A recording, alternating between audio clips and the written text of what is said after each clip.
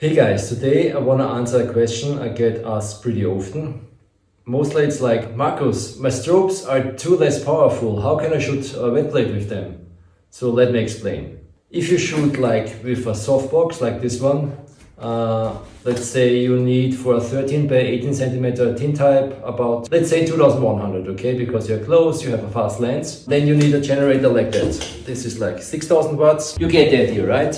Now, if you use a reflector like that one, you save maybe 2 stops of light. That means you could shoot with 700 watts maybe. You don't believe me? I will show you in an upcoming post what beautiful wet blade I shot with 700 watts of power and this reflector. It all depends how you set the light. But Markus, I only have 500 watts of power. I don't have so powerful strobes. What can I do? There's a solution for that as well.